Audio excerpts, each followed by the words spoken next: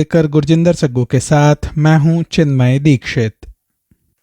रूस के राष्ट्रपति व्लादिमीर पुतिन ने उक्रेन पर आक्रमण का बचाव किया है। राष्ट्रपति ने द्वितीय विश्व युद्ध के दौरान नात्सी जर्मनी पर भूतपूर्व सोवियत संघ की जीत के उपलक्ष्य में मॉस्को में सोमवार को हुए समारोह में ये टिप्पणी की।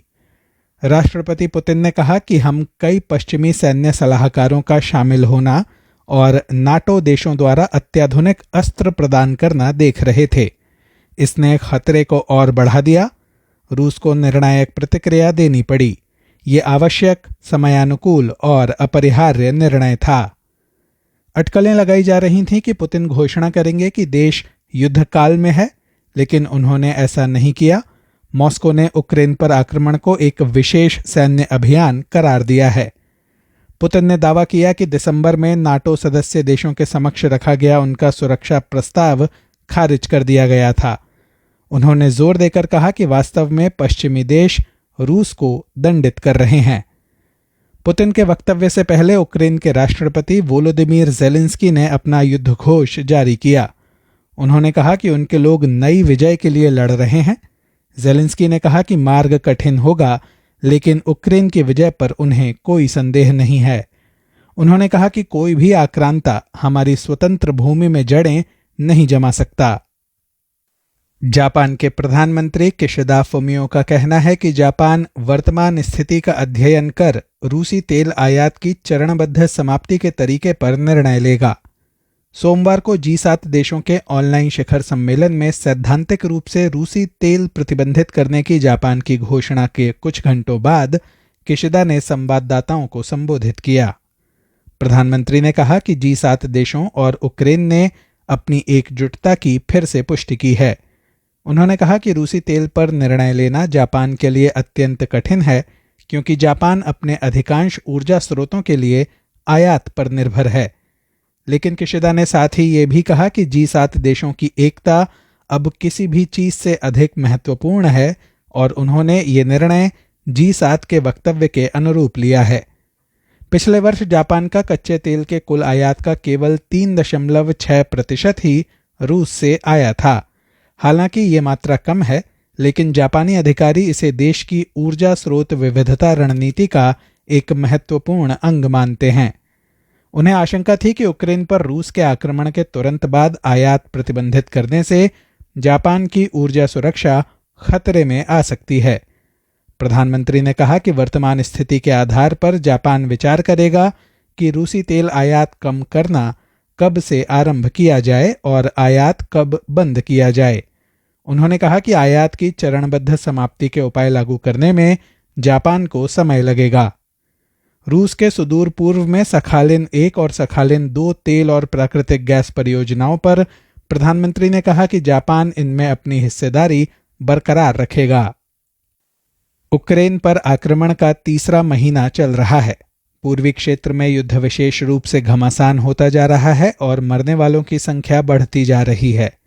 उक्रेन के राष्ट्रपति वोलोदिमीर ज़ेलेंस्की ने रविवार को बताया कि एक बम हमले में लगभग 60 नागरिक मारे गए। इन लोगों ने लुहांस्क क्षेत्र में एक स्कूल में शरण ली हुई थी। कथित तौर पर रूसी बलों ने हवाई हमला किया। संयुक्त राष्ट्र महासचिव एंटोनियो गुतेरेस ने हमले की निंदा करते हुए कहा कि वे स्तब्ध हैं। उन्होंने जोर देकर कहा कि युद्ध के समय नागरिकों को और जनसुविधा के बुनियादी ढांचों को हमेशा छोड़ देना चाहिए। रविवार को नागरिकों की निकासी में लगी बसें उक्रेन नियंत्रित क्षेत्र पहुंचीं। इनमें से करीब 40 लोग कई सप्ताह से मारियोपोल में फंसे हुए थे। उक्रेनी सेना के साथ इन लोगों ने अज़ोवस्ताल इस्पात संयंत्र में भूमिगत आश्रय लिया हुआ था, जहां भारी बमबारी की गई थी।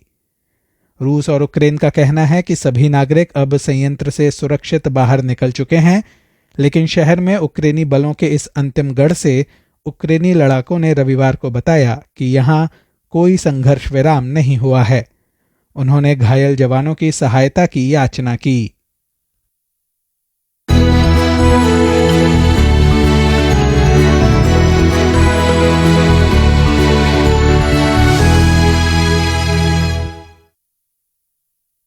समाचारों में आपका फिर से स्वागत है। दक्षिण कोरिया में अपना कार्यकाल समाप्त कर रहे राष्ट्रपति मून जे-इन ने अंतर कोरियाई वार्ता बहाल होने और परमाणु निरस्त्रीकरण तथा शांति के प्रयास जारी रहने की आशा व्यक्त की है। मून ने अपना 5 साल का कार्यकाल समाप्त होने से कुछ घंटे पहले सोमवार सुबह अपना विदाई संबोधन दिया। उत्तर कोरिया के साथ संबंधों पर मून ने कहा कि उनकी सरकार ने वर्ष 2018 में दक्षिण कोरिया में हुए प्योंगचांग ओलंपिक खेलों का उपयोग कोरियाई प्रायद्वीप पर युद्ध के संकट को वार्ताओं के चरण में बदलने के लिए किया था। उत्तर कोरिया के तीव्र गति से हो रहे परमाणु एवं मिसाइल विकास को ध्यान में रखते हुए मून ने कहा कि जीवित रहने और समृद्धि के लिए शांति आवश्यक है। उन्होंने नवनिर्वाचित राष्ट्रपति यून सोग्योल के प्रशासन से उत्तर तथा दक्षिण कोरिया के बीच संबंध सुधारने के प्रयास करने का आग्रह किया। मून ने इस बात पर भी बल दिया कि जापान की ओर से निर्यात नियंत्रण कड़ा किए जाने के बाद उनके प्रशासन ने सामग्री और कलपुर्जों के घरेलू उत्पादन को बढ़ावा देते हुए दक्षिण कोरिया के विनिर्माण क्षेत्र को और अधिक प्रतिस्पर्धी बनाया। उन्होंने कहा कि उनके प्रशासन ने कोरोना वायरस महामारी के दौरान अर्थव्यवस्था को ऊपर उठाया।